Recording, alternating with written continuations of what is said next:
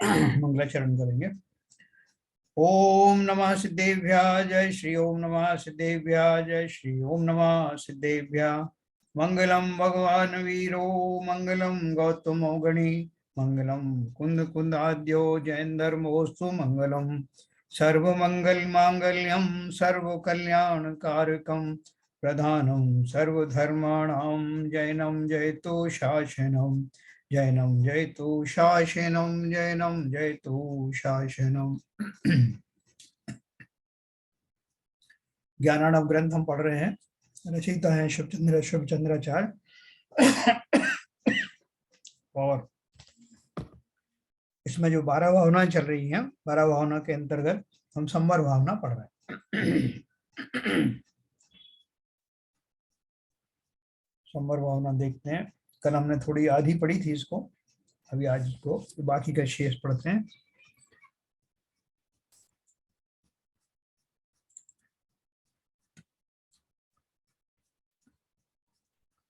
देखिए, हमने कल ये पढ़ा था कि जिस तरह का कषाय है उसका जो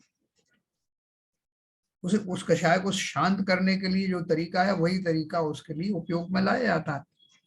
तो जैसे हमने बोला कि क्रोध कषाय का तो क्षमा शत्रु है, तथा मान कषाय का मृदु भाव या कोमल भाव है, माया कषाय का ऋजु भाव और सरल भाव, और लोभ कषाय का परिग्रह त्याग भाव। इस प्रकार अनुक्रम से शत्रु जानने चाहिए। देखो, इसमें मान कषाय का मृदु भाव या कोमल भाव लिखा है। इसका अर्थ क्या है कि आप बोलोगे कि बहुत सारे जो मान कषाई जो जीव हैं बोलते बड़े मधुर हैं, अंदर में उनकी माया कषाय रहती है लेकिन बाहर से मान कषाय रहती है लेकिन बाहर से बहुत कोमलता से आपसे पेश आते हैं, बहुत मृदु भाव है। तो फिर ये मृदु भाव से मान कषाय कैसे दूर होगा, है ना। तो देखो, ये मृदु भाव का अर्थ क्या है कि वास्तव में जो हृदय से वास्तव में अभिमानी नहीं होगा वो दूसरों के प्रति विनयवान होगा। तो विनयवान होने का अर्थ यहाँ मृदु भाव से लिया है, कोमलता के भाव से लिया है। सबका आदर करने वाला जीव होगा वो। अपना मान कषाय को खंडित करके इस कीमत पर भी कि अगर दूसरे से झुक करके अभी अपनी गलती की माफी मांगना हो या आगे बढ़ करके दूसरे की मदद करना हो तो उसके भाव अलग समझ में आते हैं। तो मानी व्यक्ति जो है वो जब अपने से नीचे वाले की उतनी उस तरह की स्तुति वंदना या प्रार्थना आदि नहीं करता और करता भी है तो उसके हाव भाव अलग से समझ में आते हैं। तो यहाँ मृदु भाव का अर्थ यह है कि वो विनयवान हो और अपने से अधिक दूसरे के जो आदर सत्कार आदर का सम्मान का ज्यादा ध्यान रखने वाला हो। माया कषाय का तो अपन समझते हैं, माया का जो विपरीत पना है ऋजु भाव या सरल भाव है। अपन बोलते हैं ना, किसी ने आप पर इल्जाम लगाया कि वैसा आपने तो बड़ी राजनीति वाली बात करी आपने, तो आप तो बिल्कुल वो पॉलिटिक्स वाली बात कर रहे थे, अपन बोलते हैं ना। तो वो बोलेगा नहीं नहीं भाई साहब, मैंने तो सरल हृदय से जो मेरे मन में आया जैसा वैसे मैं कह दिया। तो इसका अर्थ क्या है कि सरल भाव से कोई बात कहना, वास्तविक सरलता से कहना जिसमें कोई लाग लपेट ना हो, जिसमें कोई इस तरह की बात नहीं सोची हो कि दूसरा सामने वाले का कुछ नुकसान करना है, हित करना है या उसको धोखा देना है, ऐसे भाव ना होने को सरल भाव कहा गया है।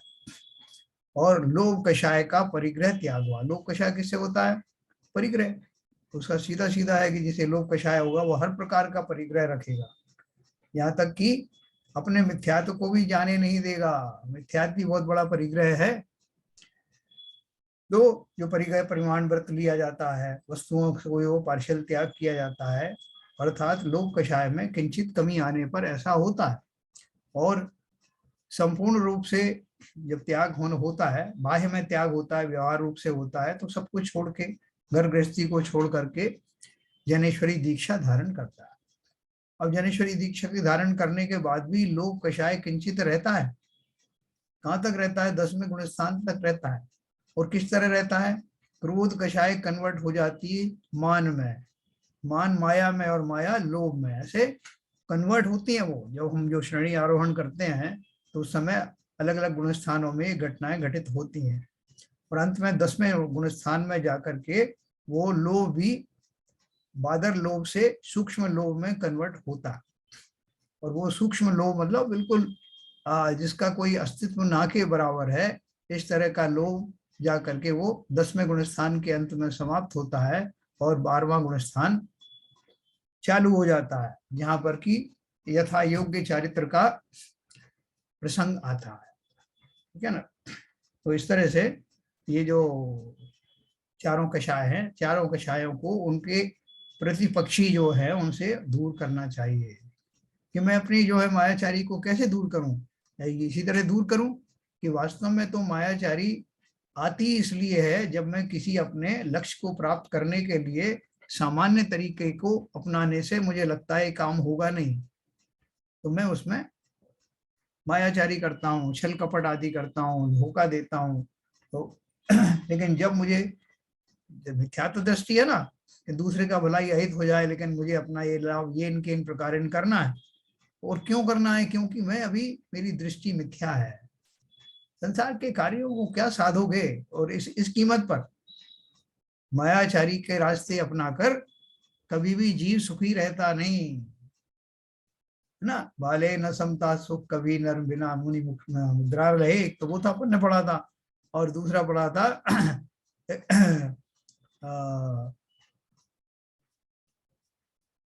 क्या है वो, रंचक दगा। रंचक दगा बहुत दुखदानी है ना। थोड़ा सा भी अगर दगा है तो वास्तव में वो मुझे ही दगा देगा। फांस तनक सी तन में साले, चाह लंगोटी की दुख भाले। तो ये सब बातें जो है ना, अगर थोड़ी सी भी हमारे अंदर कोई भी दगाबाजी या किसी तरह की मायाचारी है तो उसका अनंत अनंत परिणाम होते हैं, छोटा मोटा नहीं होता। यार साहब इसमें क्या है, मैंने उसको बेवकूफ बना दिया, उसको मूर्ख बना दिया, अपना काम निकाल दिया, मैं इतना चतुर हूं कि मैंने उनको ऐसे कर दिया। ये सारी चीजें जो है करने के बाद में हम उसको भूल भी जाते हैं, लेकिन प्रकृति में वो रजिस्टर हो जाती है। इसलिए बहुत सावधान रहना। पहली बात तो मुझे ऐसे कोई इन उपायों के द्वारा किसी लक्ष्य की प्राप्ति नहीं करना, चाहे जो हो जाए, सरलता से सहज में होता है तो ठीक। दूसरी बात, संसार के ऐसे कौन से कार्य हैं जिनको साधने के लिए मुझे इन कषायों का आलंबन लेना पड़े? संसार के कोई कार्य ऐसे नहीं है। संसार तो रहने लायक ही नहीं है। जिस संसार से मैं निकलने की बात कर रहा हूँ उस संसार में तरह तरह की युक्तियां लगा करके अपने संसार को क्यों बढ़ाना? ये चारों तरह की कषाएं, मुझे क्रोध भी किस लिए आता है? जब मेरी दूसरी कोई कषाय जो है जागृत होती है और उसकी पूर्ति नहीं होती, अचानक बैठे बैठे मुझे लगा कि मेरा अपमान हो गया या लोग मुझे त्रस्त करने के लिए कुछ करना है, ऐसा मैंने ही भाव बना लिया। वास्तव में तो ऐसा है या ना है वो अलग बात है, लेकिन मैंने अपने मन में ऐसी धारणा बना ली तो मेरा क्रोध प्रज्वलित हो गया, या मेरा मान कषाय कहीं भंग होता हुआ हो गया, या मेरी मायाचारी पकड़ी जाने की संभावना हो तो, या मेरा लोक कषाय में कोई बाधा बने तो, इन सब के परिणाम स्वरूप क्रोध आता है। और क्रोध सबसे नीचे के स्तर की जो है वो कषाय है, जबकि हमें लगती बड़ी है। क्योंकि क्रोध कभी अकेला नहीं आता, बिना कारण के क्रोध नहीं आता, उसके पीछे और दूसरी कारणों का कषायों का निमित्त होता है। जैसे जीव को बुखार आता ना शरीर को, तो बुखार अपने आप में अकेला नहीं आता, तो शरीर में कुछ ऐसी विषमताएं होती हैं जिन्हें ठीक करने के लिए शरीर अपना तापमान बढ़ा देता है। यहाँ भी तो तापमान बढ़ता है क्रोध में, लेकिन क्रोध करते करते जो है वो जो चारों कषाएं जिनके वशीभूत होकर क्रोध किया था, वो क्रोध फिर समाप्त होते होते फिर दूसरी कषायों में कन्वर्ट हो जाता है। अरे यार किसी को मालूम ना पड़ जाए कि मैंने इतना क्रोध किया था, मैं फिर अपनी इमेज बड़ा ठीक करने के लिए फिर कुछ मायाचारी करूंगा। तो इस तरह से इनका जो सिलसिला है चारों कषायों का एक दूसरे से जुड़ा रहता है। अगर मुझे चाहिए कि मुझे आश्रव के ये सबसे बड़े कारण इनका शमन करना है, तो सबसे पहले तो विवेक जागृत करना, क्योंकि इस शरीर के माध्यम से ये सब घटित होता है। वो ज्ञानी जानते हैं कि जो शरीर ही मेरा नहीं, तो इसके कारण से, इसके निमित्त से ये पाप क्यों बांधे जाए हैं। जैसे कोई हमारा नहीं है, कोई पड़ोसी है या कोई है, आप उसकी मदद कब तक करते हो? जब तक कि आपके ऊपर ही ना बनाए। कोई बोले कि साहब चलो इसकी जगह पे आपको ले चलते हैं जेल, आप इसको प्रोटेक्ट कर रहे हो ना, आपको चलना पड़ेगा। तो नहीं नहीं नहीं साहब आप इसको ही ले जाओ, मैं तो आपको ऐसे ही कह रहा था, और इसी ने गलती की सारी। तो हम अपना जब अपने ऊपर आती तो हम समझ जाते हैं कि इन सबसे अलग रहना है। उसी तरह से संसार की ये शरीर जो मेरे साथ जाने वाला नहीं है, इसके माध्यम से इसके झूठे सच्चे जो मान कषाय आदि के चक्कर में पड़ करके मुझे संसार में सड़ना नहीं है। शरीर के माध्यम से ये सब जनरेट हो रही है, बाकी तो शुद्ध आत्मा के स्वभाव में इनका स्थान कहाँ है? तो भली भांति ये जानना। आगे बात करते हैं जो 7वां नंबर का, राग द्वेषौ समत्वेन निर्ममत्वेन वा अनिशम मिथ्यात्वं दृष्टि योगेन निराकुर्वन्ति योगिनः। जो योगी ध्यानी मुनि हैं वे निरंतर समभावों से अथवा निर्ममत्व से राग द्वेष का निराकरण करते रहते हैं तथा निर्ममत्व से और सम्यक दर्शन के योग से मिथ्यात्व रूप भावों को नष्ट कर देते हैं। तो देखो, आपको सब जगह अगर आप गहराई से देखोगे, चाहे समता की बात करें अपन, चाहे निर्ममत्व पने की बात करें, चाहे राग द्वेष की अनुपस्थिति की बात करें, सब जगह ये सिद्ध होगा कि मुझे सम्यक दृष्टि होना है, तभी मेरा वास्तविक विवेक जागृत होगा, तभी वास्तव में मेरा भेद विज्ञान जो है प्रकट होगा, तभी मेरे राग द्वेषों में कमी आएगी। तो सम्यक दर्शन कैसे प्राप्त करें? सम्यक दर्शन प्राप्त करना तो हंसी खेल नहीं है, लेकिन अगर मैं ये ठान लूं, अगर मैं ये जान लूं कि वास्तव में मेरे इन सारे अपराधों की जड़ में मेरी मिथ्या दृष्टि ही है, तो मैं दृष्टि ठीक नहीं करूंगा क्या?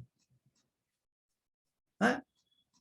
अभी अपन जाते हैं कि साहब वो डॉक्टर को चेकअप कराते हैं कि मोतियाबिंद तो नहीं है साहब, फलाना तो नहीं, क्यों कराना साहब? तो साहब इसलिए कराना कि मेरी दृष्टि में कुछ कमी तो नहीं आ रही, कुछ उसमें समस्या तो नहीं आ रही, इसलिए मैं अपनी दृष्टि को बार बार चेक कराता हूँ। क्यों नहीं ऐसे चलने दो साहब, बोले ऐसे कैसे चलने दो, पदार्थ साफ नहीं दिखाई देंगे, वस्तुओं का बराबर ज्ञान नहीं होगा, इसलिए मुझे कराना है। तो जब मैं सांसारिक दृष्टि से अपनी दृष्टि में कोई विकार ना उत्पन्न हो इस बात के लिए सावधान रहता हूँ, तो जो मेरी जन्म जन्मांतर से दृष्टि चली आ रही है पदार्थों के प्रति, द्रव्यों के प्रति, उसको ठीक नहीं करूंगा क्या? उसको तो जितनी जल्दी, जैसे आंखों के लिए मैं तुरंत दिखाए तुरंत जाता हूँ चेकअप कराने, उसी तरह से ये अपनी आंतरिक आंखों, अंतरात्मा की जो दृष्टि है, जो मिथ्या दृष्टि पना जो मुझे इस पर्याय में बना हुआ है, उसको सबसे पहले उसका निरावरण करना है। और उसका निवारण करने के लिए सीधा सीधा तरीका ये है, पहले तो मैं ये स्वीकार करूं कि मुझे वास्तव में पदार्थों का सही ज्ञान, सही विवेक नहीं है। सबसे पहले तो मेरा पदार्थ, सबसे निकट का पड़ोसी ये मेरा शरीर ही है, बाकी सब उससे ही जुड़े हुए हैं। तो शरीर की क्रियाएं, प्रक्रियाएं, शरीर के लिए विषय सामग्री या कषायों की पुष्टि के लिए जो सामग्री चाहिए वो मेरी नहीं, क्योंकि शरीर ही मेरा नहीं। इस बात का बार बार चिंतन करना, तो मेरे कषायों में काफी ढीलापन आ जाएगा। साथ दो काम होंगे एक साथ, कषायों में ढीलापना होगा और दृष्टि जो है सम्यक्ता की ओर बढ़ने लगेगी। तो ये काम मुश्किल नहीं है, खाली तब तक ही मुश्किल है जब तक कि मैं जैसे अपनी दृष्टि के लिए चिंतित रहता हूँ। आंखें जो है, डॉक्टर कहता है आपको जो ग्लूकोमा तो नहीं होने वाला, तो अपन फौरन चेक करवाने चले जाते हैं, मोतियाबिंद है साहब, आपको कम दिखता है, फौरन जाते हैं। उसी प्रकार से अगर मैं दिन रात इस बात का के लिए सावधान रहूं कि मेरी दृष्टि में छाई हुई ये मिथ्यात्व दशा वास्तव में मुझे संसार में जीने की कला सीखने नहीं देती। संसार में तो जब तक मेरी आयु है मुझे रहना है, एकदम तो संसार छूटेगा नहीं, लेकिन अब जितने भी समय रहूं अपनी दृष्टि को एकाग्र करके, कुशल करके, सब तरह से खोटों से रहित करके इसको सम्यक बनाना है। सबसे बड़ा सम्यक बनाने का जो है लक्षण है वो ये है कि जिन भावों के द्वारा मैं ये कषायों का पालन करता हूँ, कषायों में लगा रहता हूँ, वो कषाय प्रकट होते ही मुझे एक अलार्म जाए, कार्य करते ही। देखो मैं इसको ये बात कह रहा हूँ, इसमें कोई मायाचारी तो नहीं, स्वयं से प्रश्न करना, या मैंने इसको ये बात कही है, इसमें कोई मेरा मान कषाय तो नहीं है। ऊपर की 3 कषाय आप अगर जो साध लोगे तो क्रोध भी नहीं आएगा। क्रोध अलग से आता नहीं कि आप चुपचाप से बैठे हैं और एक दिन क्रोध आ गया। क्रोध हमेशा किसी वस्तु, किसी घटना, किसी व्यक्ति पर आता है, और वो भी तब आता है जब उससे जुड़े हुए किसी वस्तु पर विचार किया जाए। तो इसलिए ऊपर की 3 कषाएं अगर आपने भली प्रकार प्रश्न करके स्वयं से साध ली कि भैया ये शरीर ही मेरा नहीं, काय का मान, काय का अपमान, इसके निमित्त से मैं मायाचारी करूं, झूठ बोलूं, धिक्कार है मुझे, स्वयं कोई संबोध देना, तो क्रोध आते आते बच जाएगा। यानी क्रोध तो तैयार बैठा है टूल के रूप में।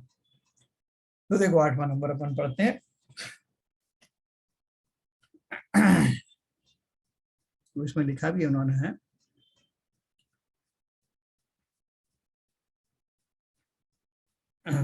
सातवां हमने पढ़ा था ना, जो योगी ध्यानी मुनि है वे निरंतर समभावों से अथवा निर्ममत्व से राग द्वेष का निराकरण करते रहते हैं।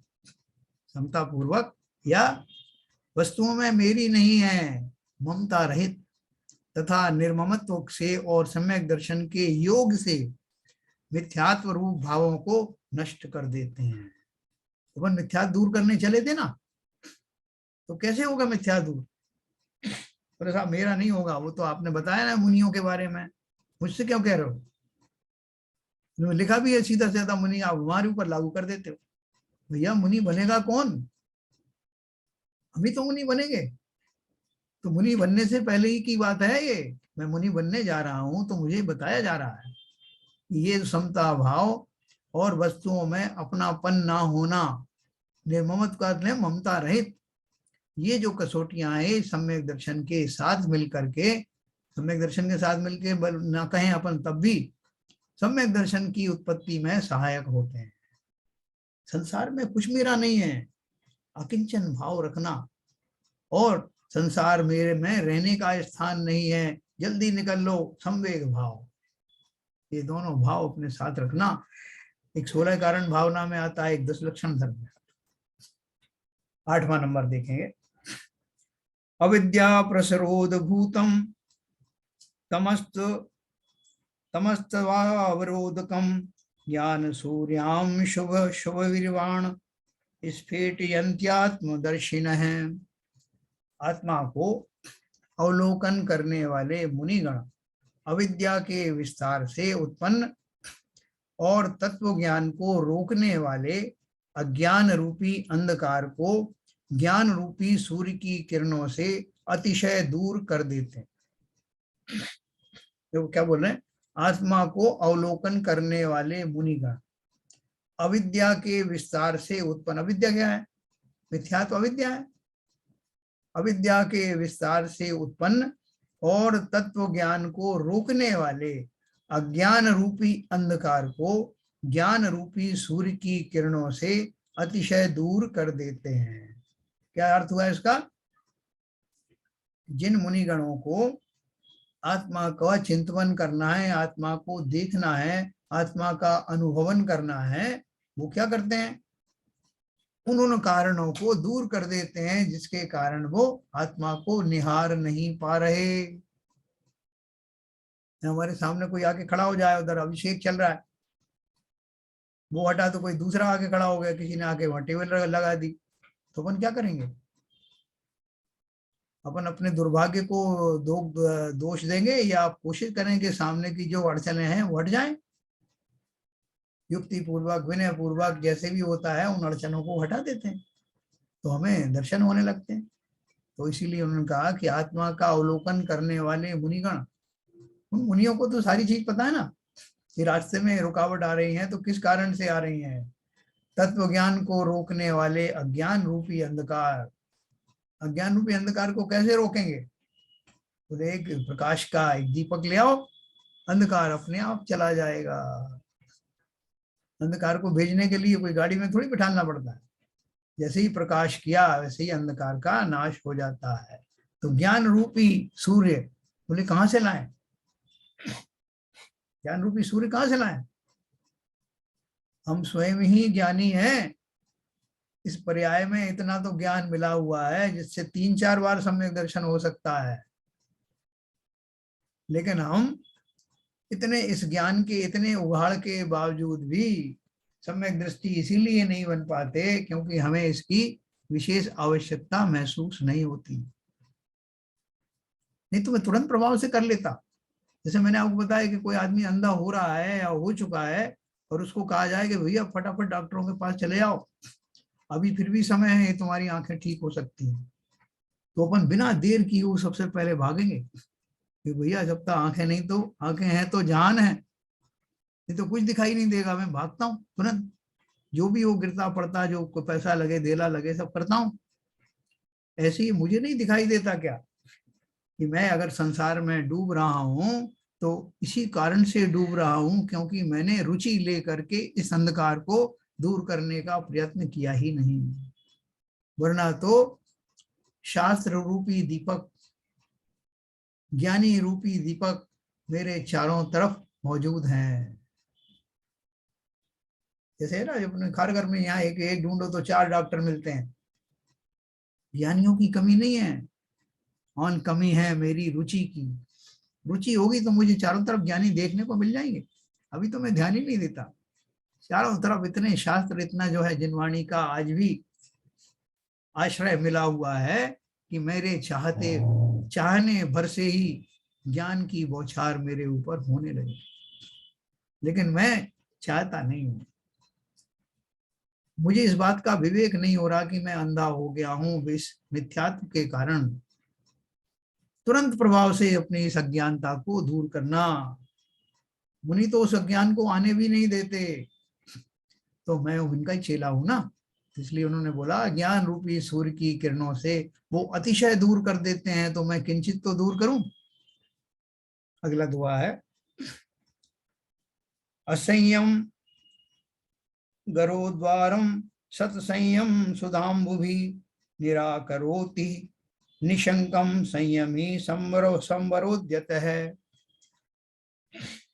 संवर करने में तत्पर संयमी और निशंक मुनि असंयम रूपी विष के उद्धार को संयम रूपी अमृतमयी जलों से दूर कर देते हैं। मैंने जैसे बोला ना कि प्रतिपक्षी से उसको दूर करना है, जिस तरह की कषाय है उसका प्रतिपक्ष से दूर करना है। किसी पे विष चढ़ा हुआ हो तो निर्विष करने की औषधि दी जाती है, किसी को खांसी चल रही हो तो खांसी के निवारण वाली दवा दी जाती है। तो पहले तो अपना रोग पहचान लेना, क्योंकि हम ही अपने स्वयं वैद्य हैं। तो अपन जाते हैं डॉक्टर के पास तो अपनी बीमारियां पूछता है क्या क्या हुआ, तो अपन नहीं बता पाते क्या? आराम से बताते हैं। वो कहते बस बस बस बस इतने नहीं, मैं साहब पूरी बताऊंगा मुझे क्या क्या होता। तो मुझे भली भांति इस बात का ज्ञान है कि मेरे अंदर में क्या क्या रोग पनप रहे हैं, कौन कौन सी मिथ्यात्व दशाएं मुझे तंग कर रही हैं, कौन कौन सी कषाएं मेरी तीव्र हिलोरे मार रही हैं, ये सब मैं जानता हूं। मैं ये तो जानता हूं, लेकिन उनको दूर करने की मेरी कोई विशेष रुचि ना होने के कारण मैं उनके वैद्यों के पास भी गया नहीं, पहचानता नहीं हूं, आसपास ही रहते हैं। तो इसलिए उन्होंने कहा संवर करने में तत्पर संयमी और निशंक मुनि असंयम रूपी विष के उद्धार के संयम रूपी अमृतमयी जलों से दूर कर देते। अब हम ये शास्त्र धीरे धीरे पढ़ रहे हैं तो इनमें अपने को कौन से रोग की क्या दवा है ये आप लोग सब स्वयं ही समझ जाएंगे, किसी को समझाने की जरूरत नहीं। अभी तक हम काफी समझ चुके हैं। तो कैटेगरिकली बताया जा रहा है कौन सी कषाय की तोड़ क्या है, और सारी कषायों की तोड़ है आत्मा में रुचिवान होना और वेद विज्ञान करना। इस समस्त कषायों से निवृत्ति के लिए, वेद विज्ञान करके स्वमय स्थापित होने के लिए और संपूर्ण जीवन में समता धारण करने के लिए एकमात्र संजीवनी है। जिसके जीवन में ये रहस्य, जिसको ये समझ में आ गया, उसको ये सब सिद्धियां बहुत सरलता से प्राप्त हो जाती है। संवर करने में तत्पर संयमी मुनि का अर्थ क्या है? और निशंक मुनि है, जिन्हें पता है कि इस रोग की यही दवा है, इसलिए निशंक है। अपन तो डॉक्टर के पास जाते हैं, पता नहीं साइंस की डॉक्टर की दवाई लगेगी कि नहीं लगेगी, पता नहीं ये जानता है कि नहीं जानता। तो पहले भी मैं आया था, बहुत सारी शंकाएं हमको रहती हैं। लेकिन वो जो निशंक मुनि है वो कौन है? जिन्हें संयम का स्वरूप पता है, जिन्हें वेद विज्ञान पता हुआ है, होने के कारण शरीर में किसी तरह का जुड़ाव न रखते हुए वास्तविक संयम में ही बने रहते हैं। संयम में कब बने रहोगे? क्योंकि ये 5 इंद्रिय और मन के विषय हैं, वो शरीर से ही तो लगे हुए ना। जिस क्षण मुझे वेद विज्ञान होगा, जब शरीर ही मेरा नहीं ऐसा भान होगा, तो संयम अपने आप पलने लगेगा। संयम बाहर से लाने की कोई चीज नहीं है, बल्कि अंदर की बीमारियों को बाहर निकाल दो, संयम हो जाएगा। ये 9 नंबर हमने पढ़ा। 10वां नंबर और पढ़ेंगे। द्वारपालीव यशोच्चैर्विचार चतुरा मतिः हृदि स्फुरति तस्यात् गसूतिः स्वप्ने अपि दुर्घटा। जिस पुरुष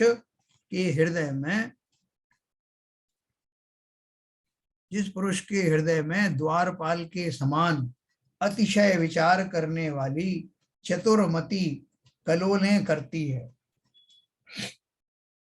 उसके हृदय में स्वप्न में भी पाप की उत्पत्ति होनी कठिन है। तो वो कैसे उन्होंने उदाहरण दिया, जैसे चतुर द्वारपाल मैले तथा असभ्य जनों को घर में प्रवेश नहीं करने देता है, उसी प्रकार समीचीन बुद्धि पाप बुद्धि को हृदय में फटकने नहीं देती। क्या बोल रहे हैं कि जैसे एक द्वारपाल है आपके यहाँ, आपने बड़ा चतुर किस्म का द्वारपाल रखा हुआ है महल के बाहर या अपने घर के बाहर। द्वारपाल से मतलब है आपका एक सिक्योरिटी वाला समझ लीजिए। तो वो भला कोई कहे आकर के साहब मुझे फलान साहब से मिलने जाना है ऊपर, तो वो वहीं रोक देगा, उसके हाव भाव देखेगा, उसके वेशभूषा देखेगा, और देखने के बाद में स्वयं ही निर्णय ले लेगा कि इसको वहां जाना ठीक नहीं है, इसको अलाउ नहीं करना, क्योंकि वो उसको इतनी चतुराई हमने सिखाई हुई ना, ट्रेंड है वो। तो वो बोल रहे हैं कि ऐसे ही जिस पुरुष के हृदय में द्वारपाल के समान अतिशय विचार करने वाली चतुर्मति उपस्थित है, उसके हृदय में स्वप्न में भी पाप की उत्पत्ति होनी कठिन है। जैसे मैंने आपको ऊपर बताया, जब कभी भी संसार में हमारे व्यवहार में किसी तरह की घटना घटित होती है और मैं कुछ निर्णय पर पहुंचता हूं या मन वचन काय से कोई क्रिया करने को उद्यत होता हूं, उस समय अवश्य ही विचारना कि जो जो मैंने कार्य या जो जो उपाय इसके लिए सोचे हैं, उसमें मान तो नहीं है, मायाचारी तो नहीं है, लोभ तो नहीं है। ऐसा मैंने अपने मन को ट्रेंड कर रखा है। अब शुरू में तो मैं इसके लिए कोशिश करता था, हर बार सोचता था, लेकिन अब मेरा मन इतना ट्रेंड हो गया कि जैसे ही कुछ मैं कहने जाता हूँ, मेरी बुद्धि मुझे रोक देती है, तो सावधान, ये मायाचारी है, सावधान, इसमें मान का शायद छुपा हुआ है, सावधान, ये तुम्हारा लोभ की दशा प्रकट कर रही है। ऐसी अपनी बुद्धि को ट्रेंड कर देना, वही द्वारपाल है। फिर ऐसे भावों को अंदर जाने नहीं देगा। तो मैं किसी से पूछता हूँ भाई साहब मेरे मन में ऐसा आ रहा है कि ये इसको करूं कि नहीं, किसी तरह से येन केन प्रकार करूं क्या? मैं हर बार पूछ लेता हूँ साहब। क्यों पूछ लेते हो? क्योंकि मैंने अपनी बुद्धि को ट्रेनिंग नहीं दी। एक बार ट्रेन करो तो ऐसे भाव आते ही तुरंत अलार्म आ जाएगा, अरे ये क्या कर रहे हो, फिर आएंगे ही नहीं। सहज में ही। जैसे देखो वो अमिताभ बच्चन है ना, उसने अपने आप को ऐसा ट्रेन किया हुआ है कि छोटा बच्चा हो, युवा हो, वृद्ध हो, कोई भी हो, उससे विनय पूर्वक अत्यंत आदर सूचक शब्दों में बात करना, और ये उसका स्वभाव बन गया। उसे सोच नहीं पड़ता, उसकी कोई प्रशंसा करे तो उसको वो इग्नोर कर देता है, दूसरे के चरण छूने को तैयार है, मेरे चरण मत छूना। आप देखो कितना बैलेंस व्यवहार है। और क्यों? उसने अपने इतने समय में अपने आप को ट्रेन कर लिया इसके लिए, अब वो सब सहज में होता है।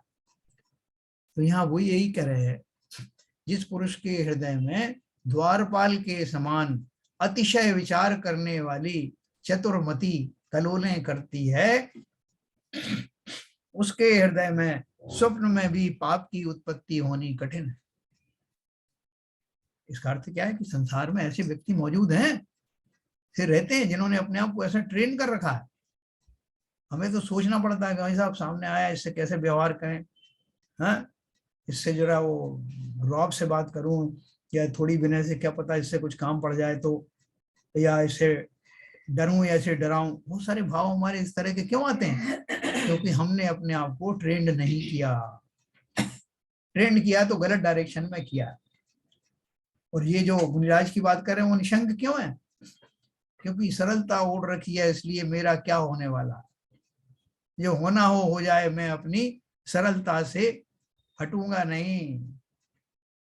तो साहब थोड़ा सा टेढ़ा मेढ़ा बोल देते साहब, आजकल जमाना ठीक नहीं है साहब। नहीं, जमाने को जो करना है करिए।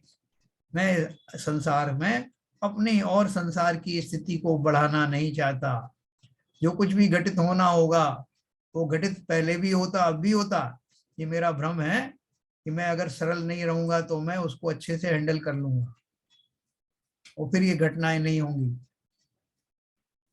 निमित्त नैमित्तिक जरूर होता है, लेकिन जो जिन व्यक्तियों ने वास्तव में सरलता को अपना लिया है कि चाहे जो भी हो, उनको प्रत्यक्ष रूप में तो ऐसा लगता है लोगों को, देखो ये सरल थे इसलिए इनके ऊपर इतनी प्रॉब्लम आई, अगर इनकी जगह मैं होता ना तो मैं इसको ऐसे हैंडल करता, और वैसा हैंडल भी हो जाता और लोग भी कहते कि हाँ साहब आपने सही कहा। लेकिन वास्तव में क्या है कि वो घटनाओं में जो निमित्त बनता है वैसे ही जीव के भाव तो होते हैं, लेकिन उन भावों पूर्वक निराकरण करने की स्थिति में नवीन कर्म का बंध बहुत ज्यादा होता है। इसलिए बहुत टैक्टफुली काम करना। बाकी चीजों में तो हम लोग में बड़े टैक्टफुल होते हैं ना, लेकिन संसार में अपने ऊपर आए हुई विपत्तियों को या दैनिक जीवन की जो घटनाएं हैं उनको हैंडल करने में बहुत चतुर बनना। चतुर कैसे बनना? कि चार तरह की कषाएं मेरे अंदर प्रविष्ट ना होने पाए, तुरंत अलार्म आ जाए कि मैं किस दिशा में जा रहा हूं। ये चतुराई है। तो ऐसी चतुर गति, चतुर द्वारपाल जैसी तरह मुझे अपनी बुद्धि को बनाना है, पाप बुद्धि को तुरंत ही नष्ट करना है। अब संक्षेपता से कहते हैं, तो इसको समाप्त करेंगे अपन। विहाय कल्पना जालम स्वरूपे निश्चलम मनः यदा गत्ते तदैव शान मुने परम संवरा। जिस समय समस्त कल्पनाओं के जाल को छोड़कर अपने स्वरूप में मन को निश्चलता से बांधते हैं, थामते हैं, उसी ही काल मुनि को परम संवर होता है। जिस समय समस्त कल्पनाओं के जाल को छोड़कर अपने स्वरूप में मन को निश्चलता से थामते हैं। देखो अपन निश्चल क्यों नहीं हो पाते हैं? अपन निश्चल क्यों नहीं हो पाते? जब अपन ध्यान कर रहे होते तब भी ऐसा लगता है कि कैसा है, अगर अपन को जंगल है, जंगल में बिठा दिया जाए अपन को, चलो बैठो यहाँ, ये मुनिराज बैठे तो है ना, ध्यान कर, तुम भी करो बगल में। हम बीच बीच में आँख खोल के देखते रहेंगे, जरा सी खोलेंगे, भाई कोई ऐसा तो नहीं कोई शेर लपक रहा हो अपनी तरफ है, कोई अजगर दौड़ रहा हो अपनी तरफ, कोई भालू आ रहा हो, तो एक आंख खोल के जरा सी देख लेते हैं और मुनि महाराज की तरफ भी देख लेते हैं, ये तो नहीं देख रहा है कि मैं क्या कर रहा हूँ। तो साहब क्यों देख रहे हो ऐसा? और साहब इसलिए देख रहा हूँ कि क्या पता कोई मुझे कोई जानवर खा पी जाए, तो इसलिए थोड़ा डर लगता है। बोले मुनि भी तो बैठे हुए हैं, इनको भी तो खा पी सकता है ना।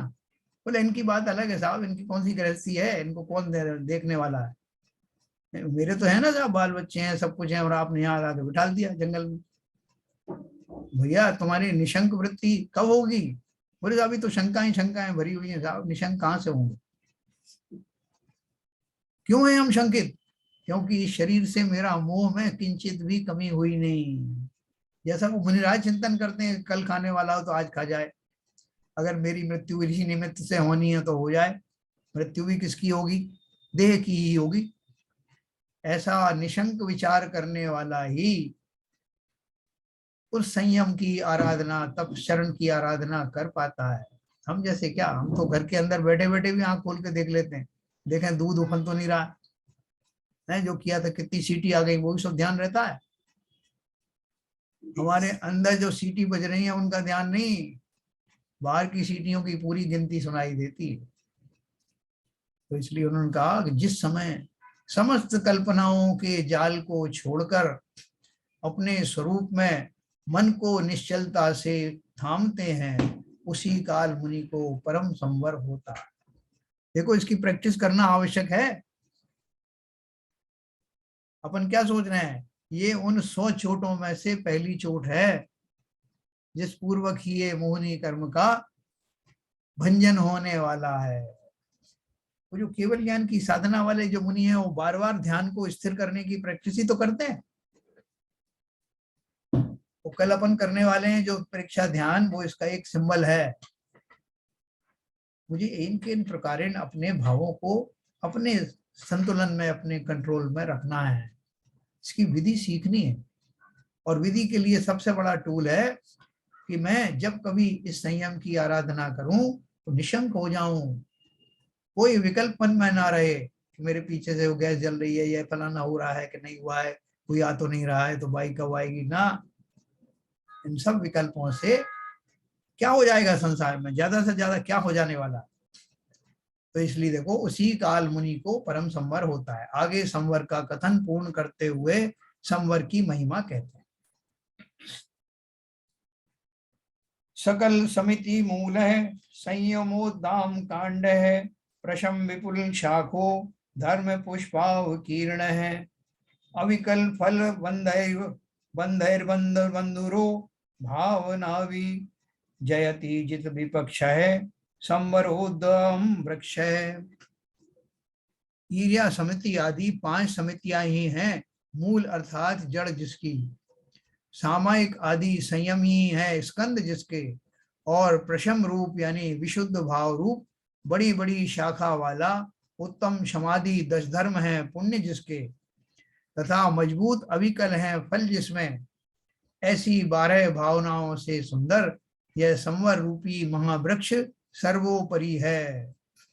इस प्रकार संवर भावना का व्याख्यान किया। चारित्र की शुरुआत कहाँ से होती है? संवर से।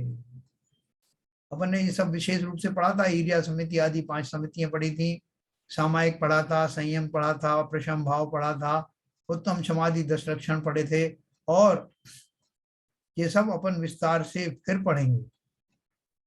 भूल जाते हैं ना अपन, जहां साहब वो किसी किताब में आया तो था ये शब्द, लेकिन ध्यान नहीं है, क्योंकि मुझे तो उनको इस दशा तक ले जाना है कि अब मेरे आचरण में वो समाहित हो जाएं।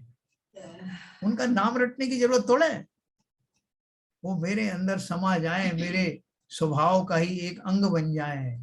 इसलिए अब अपन उस एंगल से आगे पढ़ेंगे।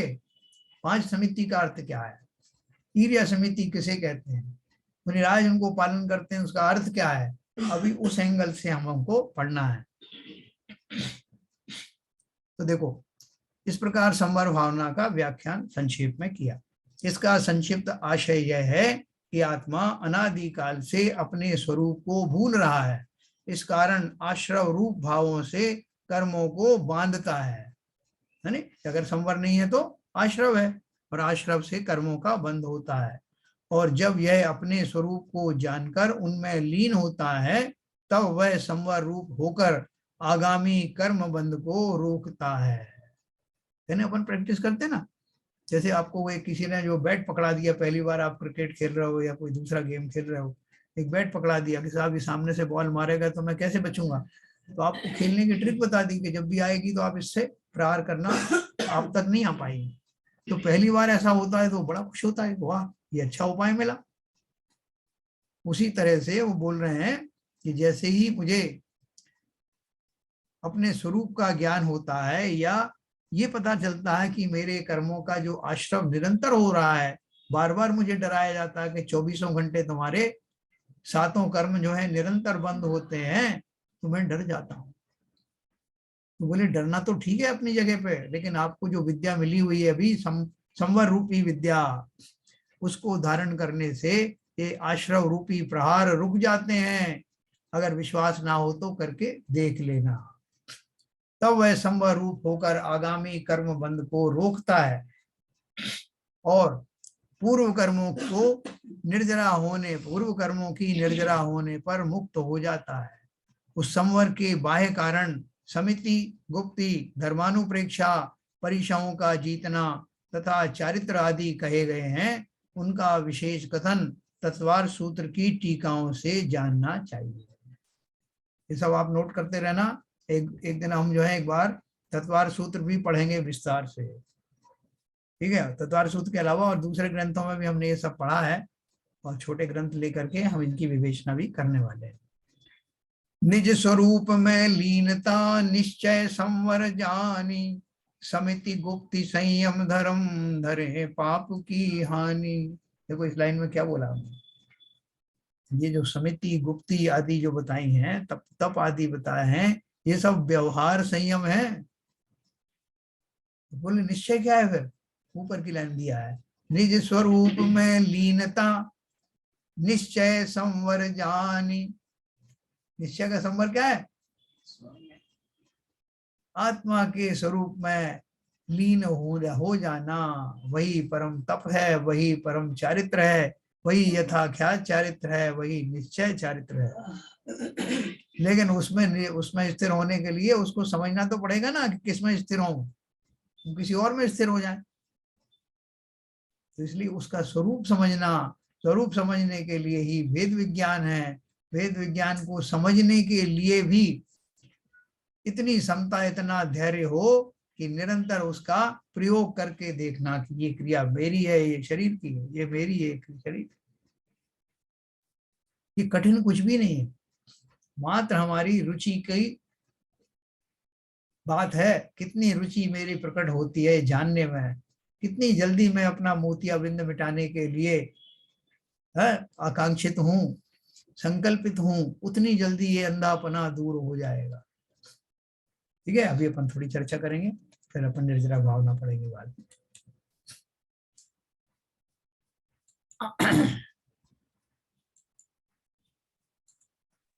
हाँ सर। वैसे तो बहुत स्पष्ट है सर, लेकिन उसमें एक चीज कही गई है। हाँ। संवर के जो बाह्य कारण रोकने का है, समिति है, व्रत है, चारित्र है, तो बाह्य कारण मीन्स अंतरंग कारण क्या है? मेरी अपनी भूल, मैं अपने देखो आपकी बात बिल्कुल सही है। देखो जब अपन आत्मा के स्वरूप जानने की बात करते हैं, आपको या किसी को ये प्रश्न उठ सकता है कि जब ये संयम सब धारण करने में भी आत्मा के स्वरूप को जानने की आवश्यकता होती है, और निश्चय चारित्र में भी इसी की आवश्यकता होती है, तो दोनों में फर्क क्या है? जी, है ना। कि सब ये आपने सब बता दिया कि व्रत नियम समिति पालन करना, और ये सब 12 प्रकार के तप आदि पालन करना, और ये परिग्रहों का त्याग करना, इन सब में भी तो यथा योग्य आत्मा का जो स्वरूप है कहीं ना कहीं मुझे सामने रखना पड़ता है ना। और वहां भी आप बोल रहे हैं कि जो निश्चय चारित्र है उसमें भी आत्मा का स्वरूप जानना है। तो दोनों में क्या भेद हुआ? भेद मात्र इतना है, उस डिग्री का भेद है। अभी मैं जो संयम आदि का पालन करता हूं, देह में अनासक्ति पूर्वक, अनासक्ति अभी उस लेवल की तो हो नहीं सकती जो मुनियों को होती है, लेकिन किंचित भेद विज्ञान जो कुछ भी मैंने अपना उसमें संज्ञान में लाया हूं, उसके बल पर ये तो मैं मानने को तैयार हूं कि वास्तव में शरीर में नहीं हूं। भले ही मेरा अभी उस लेवल पर मेरा अभी विश्वास नहीं हुआ हो, उस लेवल पर विश्वास लाने के लिए समझ लीजिए कि मैं इन प्रक्रियाओं को अभी इसलिए चालू कर रहा हूं जिससे मुझे उस लेवल का संकल्प प्रकट हो। जैसे मैंने रात्रि भोजन त्याग कर दिया, पानी छान के पीने लगा, व्रत उपवास नियम संयम पालने लगा। भले ही मेरे व्रत नियम संयम अभी उस जाति के नहीं हो जैसे मुनिराजों के होते हैं, लेकिन उन जैसे होने के लिए ये जो मैं कर रहा हूं वो उसमें कार्यकारी होंगे। इसलिए मैं उनका स्वरूप तो समझूं कि मुनिराज जो किस तरह के व्रत पालन करते हैं, उनका स्वरूप समझने योग्य मुझ में बुद्धि हो। इसके लिए मैं अपनी इस भूमिका में भी जिस तरह से भी बन पड़ता है उस लेवल पर इनको समझ करके इनका पालन करता हूं। तो कहने का मतलब यह है, मेरा मिथ्यात्व पूरी तरह खत्म नहीं हुआ है। नहीं, कहाँ हुआ? मैं इस कोशिश में लगा हूं किसी तरह से इसको संवर को अपना सकूं, तो उसके लिए मैं ये व्रत चारित्र वगैरह धारण करता हूं, जिससे कि मेरे मिथ्यात्व में कहीं कमी आए, मैं अपने स्वरूप को समझ सकूं ढंग से। बराबर। अभी जैसे कोई, मैंने आपको एक उदाहरण दिया था कि एक व्यक्ति, दो व्यक्ति थे, उनको काम दिया गया है कि ये जंगल को काटना है, आधा जंगल तुम काटोगे आधा तुम काटो। तो एक व्यक्ति ने जो क्या किया कि उसकी जो कुल्हाड़ियां दोनों की जो है बहुत शार्प नहीं थी, वो काटना शुरू किया। तो एक को तो पता लगा कि यार ये कुल्हाड़ी में धार देना जरूरी है, तो उसने कहा कि रुक करके भले ही 10 मिनट लगे, इसको पहले धार देना ठीक रहेगा। वो उसमें धार लगाने में लग गया। दूसरे ने कहा जी बेवकूफ आदमी है, 10 मिनट में एक पेड़ कट जाता है, 10 मिनट क्यों वेस्ट करना। और वो अपनी भोटी कुल्हाड़ी से लगा रहा। अब आप समझ सकते हो उसको कितना समय लगेगा, और जिसने शार्प किया उसको कितना समय लगेगा। तो ये जो व्रत नियम संयम मैं अपनी भूमिका में पालन करता हूँ, ये शार्पनिंग करना है। कुल्हाड़ी को शार्प करना है। है ना, अभी कटाई का तो नौबत शुरुआत हुई नहीं है। ये शार्प कर लेना, भली भांति इनका स्वरूप समझना, व्रत क्या है, नियम क्या है, समिति क्या है, पहले इसको भली भांति समझे। और समझना कैसा है, ऐसा नहीं समझना है कि फिजिक्स में जैसे समझते हैं केमिस्ट्री क्या है। ये आत्मविद्याएं हैं, इसलिए भली भांति इस आत्मा से जुड़कर रुचिवान बन करके इनको समझना। एक बार समझ लिया तो कुल्हाड़ी पैनी हो गई, फिर आप मुनि के समकक्ष बैठने में अवश्य ही सक्षम होंगे। और फिर आपका वो यथाख्यात चारित्र पलेगा, जहां किसी विकल्प की आवश्यकता नहीं। ये सब हमारे लिए संभव है, बस ये आवश्यकता इस बात की है कि मैं इस बात को समझूं, इस संसार में सब निस्सार पना है, सब तरह से यहाँ रहने योग्य कुछ भी नहीं है। जब रहना ही नहीं है यहाँ, तो अपने भावों को दूषित करके आश्रमों को क्यों निमंत्रण देना। आश्रमों को 57 प्रकार से रोकने के लिए 57 प्रकार के भाव कौन से होते हैं, इस विद्या को भली भांति जानना, शास्त्रों को देखना, बीच बीच में अपने घरों में भी स्वाध्याय करें। बहुत सारी पुस्तकें हैं क्योंकि यहाँ तो अपन खाली संक्षेप में ही चर्चा कर पाते हैं। जब आप स्वयं पढ़ेंगे तो उस विषय पर अपना स्वयं का अधिकार होगा, और तब वो उस पर अपना अधिकार होने से हाँ साहब मैंने भी ये पढ़ा था, ये बात कही जा रही है, बहुत विश्वास होने लगेगा। तो ये सब अपने घर में एक छोटी छोटी सी लाइब्रेरी रखें, इसमें जो मूल ग्रंथ हैं, तत्वार सूत्र है, रत्नकरण शावकाचार हैं, जिनवाणी की पुस्तकें हैं, ये अवश्य रखें। और समय निकाल करके, ऐसा नहीं जब समय मिले तो, समय तो हमें कभी मिलने वाला नहीं, समय निकाल करके इस कार्य के लिए, मेरा कार्य है, मुझे संसार से निकलने के लिए, वो जेल में किसी को बंद कर देते ना, तो वहां से निकलने के लिए वो गुप्त रूप से गुप्त रास्ता बनाने के लिए एक छोटे सा चाकू अगर उनका होता है, तो उससे रोज रोज थोड़ी थोड़ी खुदाई करके एक दिन इतनी बड़ी सुरंग बना लेते हैं कि उस कैद खाने से निकल भागते हैं। मैं कब निकलूंगा इस कैद खाने से, निरंतर थोड़ा थोड़ा छोटा छोटा प्रयास भी करूं तो एक दिन सुरंग तैयार हो जाएगी। ठीक है सर। बहुत सुंदर सर। क्या ललित जी आ गए आप? जी अनम्यूट। हाँ, या यहाँ आज पर। दोपहर को आ गया। अच्छा अच्छा अच्छा। तो कैसा लग रहा है आपको ये संवर का जो प्रकरण अपन ने पहले पढ़ा था कभी? नहीं, बहुत अच्छा विवरण है, बहुत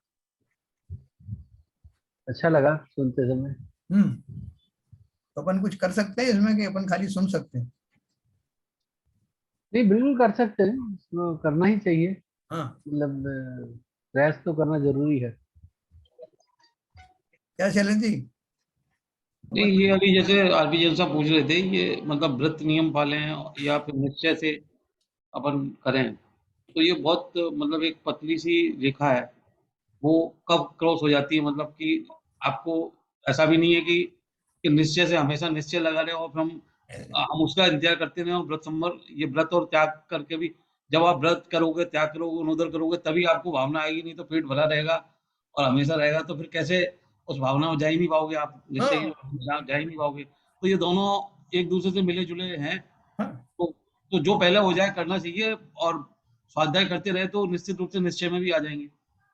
हाँ, देखो जो पहले हो जाए की बात नहीं है, बात वास्तव में ये है कि इन भावों को, जो हमारी भूमिका में होने वाले जो भाव हैं, वो पहले तो व्यवहार साथ में चलता है, इसमें कोई शक नहीं है। लेकिन हमारा तो अभी व्यवहार की दशा जो है मूल रूप से है, क्योंकि आत्मा का स्वरूप तो अभी हमारे पूरी तरह समझ में आया नहीं, सम्यक दृष्टि हम हुए नहीं। सम्यक दृष्टि होने के बाद धर्म का प्रारंभ होता है, ऐसा शास्त्रों में लिखा। वो क्यों लिखा है? क्योंकि जब मेरी दृष्टि सम्यक होती है, जब मैं वेद विज्ञान कर पाता हूं, तब मेरी कषायें भी बंद होने लगती हैं और वो विवेक पूर्ण रूप से जागृत हो जाता है, जिससे आत्मा का स्वरूप समझ में आने लगता है। आत्मा का स्वरूप समझ में आना ये निश्चय की का प्रारंभ है, और उसमें पूर्ण रूप से समझ के लीन हो जाना, सब तरह से उपयोग सिमट करके वहां चला जाना, ये निश्चय चारित्र है। तो उस सब ये सब भूमिका लाने के लिए जो कुछ करता हूं, वो आपने एक बात बिल्कुल सही कही कि जब मेरा लक्ष्य जो है आत्मा स्वरूप का चिंतन करना है, तो वो बाह्य में जो क्रियाएं कर रहा हूं, उन क्रियाओं को करते हुए भी मेरा वो लक्ष्य मैं भूलता नहीं हूं। इसलिए निश्चय की भी लगातार उपलब्धि होती रहती है। तो मुनिराज जो तपस्या करते हैं और ये व्रत समिति नियम और पालन करते हैं, तो वो ये सोच के थोड़ी करते हैं कि मैं निश्चय में कर रहा हूँ कि मैं व्यवहार में कर रहा हूँ। उनकी भूमिका में वो ऐसा करते हुए और लक्ष्य में जो है उनका वही रहता है। ये तो पल जाती है अपने आप ही। सो उस समय तक उनका ऐसा कंट्रोल हो जाता है कि ये सारी क्रियाएं स्वतः ही पलती रहती हैं और वो निर्बाध रूप से आत्मचिंतन करते रहते हैं। हमें थोड़ा उपक्रम करना पड़ेगा, अभी थोड़ा प्रयास करना पड़ेगा, प्रवृत्ति रूप संयम हमें धारण करना पड़ेगा, फिर निवृत्ति रूप तो अपने आप हो जाएगा।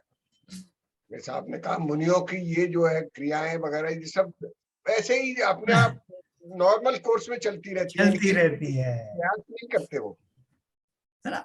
अपना स्वरूप का जो चिंतन एक बार कर लिया उन्होंने, इसके बाद तो ये अपना स्वतः ही सरल भाव से चलती रहती है। जैसे अपना रूटीन क्या है, अपन उठे सबसे पहले चाय चाहिए, उसके बाद में चाय वाय हो गई, उसके बाद थोड़ी देर बाद फिर नाश्ता चाहिए। और ये हम बिल्कुल ऐसे हम जो उसमें ट्रेन है कि अपने आप कुछ अर्जेस होने लगती हैं, अपने आप वो सब होने लगता है। ऐसे ही जब हम उस दिशा में अपने आप को ट्रेंड करेंगे तो वैसा नेचुरल हो जाएगा। नहीं, जैसे अभी जो मुनि दशा है वो तो बहुत आगे की बात है। जैसे आज हम गृहस्थ में हैं, तो जैसे आज शुरुआत में उन्नोदर करें, थोड़ा कम खाएं या टाइम से खाएं, नियम से खाएं या और नियम लें, तो ही हमारी भावना थोड़ी उसमें और ज़्यादा लग पाएगी। जैसे अभी हम, नहीं तो यदि हम वही वैसे ही खाते रहे, मतलब सुनेंगे जरूर लेकिन अपने खाने पर कंट्रोल नहीं करा, ये नहीं करा, तो क्योंकि भाव तो दोनों चीजों से भी याद बनते हैं ना। बिल्कुल। आपका यदि आपका आलस्य भरा है, प्रमाद भरा है, तो वो आपको करने का मन ही नहीं करेगा। ये तो मैंने कहा आपसे कि मैं वैसे भाव कर पाऊं, इसके लिए भी हमें ये प्रारंभ में इस भूमिका में आना पड़ेगा। वही डिसिप्लिन तो फॉलो करना पड़ेगा ना। हाँ, ठीक है ना। सरिता जी कुछ बोलना चाह रही? नहीं। हाँ, आपने कुछ पालन शुरू कर दिया लगता है भोपाल में। पालन जो बॉम्बे में शुरू था वैसे ही है, कुछ ज्यादा तो नहीं बढ़ा है। हाँ, अच्छा। पता नहीं कब बढ़ेगा। शरण जी वो कल वो आपका वो चालू करके करना वो लैपटॉप पे, फिर ये वहां से सरिता जी गाइड करेंगी अपने को। हाँ, कुछ थोड़ा सा ब्रीफ करें सर शैलेंद्र जी, हमें जरा एग्जैक्टली हम लोग कितने बजे, 11:30 बजे? हम लोग एक बार मतलब 10:15 10:30 तक पहुंच जाएंगे जैन साहब के घर, तो वहां पर जो व्यवस्था बना लेंगे, 11 बजे तक हम व्यवस्था बना लेंगे। हाँ, मैं थोड़ा सा बता रहा हूँ, कल जो है मंदिर में एक विधान रखा गया है, हाँ, और विच में गो अप टू 10-10:30 और मे बी मोर। नहीं 10:30 शार्प उन्होंने बोला है स्मिता ने कि 10:30 से एक्सीड नहीं होगा। लेकिन उन्होंने कहा है नाश्ता वगैरह भी रखा है उसने। अब वो अपन नाश्ते में कितना टाइम लगाते हैं, अपनी कलाकारी के ऊपर निर्भर करता है। नहीं, मैं सीक्वेंस ऑफ इवेंट्स बता रहा हूँ, तो उस हिसाब से अगर थोड़ा बहुत इधर उधर हमें प्लान करने की जरूरत पड़े तो नहीं, उसमें। लेकिन हमने जब यदि किसी को बुलाया है, उनको 11 बजे का समय दिया है, तो उससे पहले हमारी व्यवस्था बन जानी चाहिए, क्योंकि discipline is a big thing. हाँ, बिल्कुल। क्योंकि जो करने जा रहे हैं उसमें भी डिसिप्लिन चाहिए। तो आपको जैसे भी करना है, या मतलब आप जिनको भी आना है, तो वो पहले से उसको खत्म करके पहले निकल के नाश्ता करके और कम से कम 11:45 बजे तक पहुंचने की व्यवस्था करें, जिससे 11 बजे स्टार्ट कर सकें। हाँ मेरा कार्य है we should be there by 10:30 sharp. हाँ, हम लोग तो आ जाएंगे। कम से कम ये बाकी 3-4 लोगों को, आरपी जैन साहब, शैलन जी, सीबी जैन साहब and myself. Yes, B4 should be available there by 10:30। बाकी अब हम तो, मैं तो 10:15 बजे पहुंच जाऊंगा आपके। नहीं, वो 10:30 पे ही आना, क्योंकि जैसा भी 10:30 तक आप आए। सब लोगों को 10 मिनट पहले एटलीस्ट बुलाएं, बाकी जो पार्टिसिपेंट हैं हाँ, नहीं 10 पार्टिसिपेंट मिनट तो पहले सबको 10:50 या 10:45 तक आ जाएं, बिल्कुल बिल्कुल। जिससे प्रोग्राम 11 बजे शुरू हो जाए एक्चुअली। नहीं भाई, देखिए मैंने उनसे बात की थी, हाँ 11 बजे प्रोग्राम शुरू होगा, 45 मिनट का उनका लेक्चर है ओके। जो एसपी साहब देंगे। फिर उनके दो क्या कहते हैं वो प्रेक्षा ध्यान की वो हैं श्रृंखलाएं, आधा पौन घंटे की, हाँ इस तरह से आधा घंटे की वो उनकी मिसेज देंगी। मतलब इट विल बी पैरेलल, मतलब 1 by 1। तो 11 बजे प्रोग्राम अपने को हर हालत में शुरू करना है। अच्छा, उनको लेने जाना है किसी को? नहीं, वो अपने आप आ जाएंगे, उनको एड्रेस दे दिया है, दे विल कम, अच्छा they will reach in time, we have to reach in time. जब अगर व्रत वो क्या कहते हैं, जब विधान होता है तो विधान के लास्ट के 15 मिनट तो आप कैसे भी मैनेज कर सकते हैं, क्योंकि वो उसमें फिर वो मंत्र पढ़े जाते हैं, विसर्जन होता है, वो लोटे उठाए जाते हैं, वो उठाए जाते हैं। जब विसर्जन हो जाता है उस समय निकल देना है। अब एक मैसेज डाल दें कि 10:50 तक पहुंचना जरूरी है पार्टिसिपेंट को। वो तो मैसेज तो ऑलरेडी है सर। हाँ, वो डाल देंगे। नहीं, वो 11 बजे पहुंचने का है ना साहब, हाँ, 11 बजे से प्रोग्राम है। 11 बजे प्रोग्राम शुरू होगा, ऐसा हाँ, नहीं तो इसलिए इनको ये मैसेज डालना है कि 10 मिनट पहले पहुंचे लोग। हाँ, वो आई थिंक डाल देंगे, ललित जी का सही है। Yeah, Lalit ji, we are all educated people. We know how much they have to teach in advance. तो वो एजुकेशन तो एक तरफ रह जाती है। हाँ, नहीं सीजन साहब वो सही है। डाल देंगे, डाल और देंगे। डाल दीजिए उसमें कि भाई आप 10:50 तक सब पहुंच जाएं, जिससे 11 बजे प्रोग्राम सुचारू रूप से स्टार्ट हो जाए। एग्जैक्टली। तो अभी टोटल क्या कहते हैं 16 लोग रह गए हैं, 3 लोग आउट हो गए। नवीन के उन्होंने विड्रॉ कर लिया है 3 मेंबर्स ने, तो 18 से 15 और 1 मेंबर और जुड़ रहा है, 16 लोग होंगे टोटल इंक्लूडिंग द गेस्ट। हाँ ठीक है। नहीं, 16 तो पहले थे सर, पहले 18 हो गए थे। अच्छा, 18 थे क्या? 18 हो गए थे, उसमें 3 गए, 15 एक ऐड हुआ, 16 हो गए। मेरे पास पूरी लिस्ट है। ओके, तो tomorrow we are meeting there at 10:30। बिल्कुल। फिर ये सब लोग वहाँ इकट्ठे होंगे। ध्यान की जो प्रारंभिक रूपरेखा है, जिसके माध्यम से हमें अपने आप को स्थिरता लानी है, उसकी ये ट्रेलर है। तो उसमें हम कितना कामयाब रहते हैं, मतलब हम अपने आप को कितना तैयार कर पाते हैं, ये उसकी प्रैक्टिस है। उन्होंने उनकी मिसेज से बात हो रही थी, बोले कि इसकी जब तक आप 4-5 बार प्रैक्टिस नहीं करेंगे तो इसका कोई फायदा नहीं होगा। तो मैंने उनको कहा व्रतों के बाद हम, और वो कह रही थी कि मैं हर हफ्ते आने के लिए तैयार हूँ, अगर आप ऑर्गेनाइज करा सकते हैं। तो मैंने कहा व्रतों के बाद हम उसको ऑर्गेनाइज कराएंगे, जिससे कल जो हम सीख पाए हैं उसको अपने आचरण में लाने के लिए बोले 4 सिटिंग होना जरूरी है उसके बाद। तो वो कल चर्चा करेंगे और डिसाइड करेंगे। बिल्कुल। चलिए साहब, जिनवाणी स्तुति करेंगे।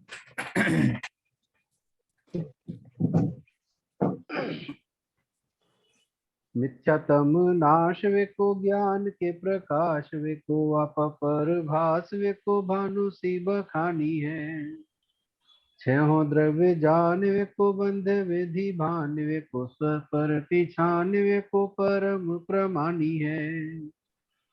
अनुभव बताए वेको जीव के जताए वेको काहू न सताए वेको भव्य और आनी है। जहाँ तहाँ तार वेको पार के उतार वेको सुख विस्तार वेको यही जिन वाणी है। हे जिनवाणी भारती तो है जपू दिन रैन, जो तेरी शरण गए सो पावे सुख चैन। जिनवाणी के ज्ञान से सूझे लोकालोक, सो वाणी मस्तक धरो सदा देते हैं धूप, सदा देते हैं धूप। जिनवाणी माता की जय। जय। नमोकार।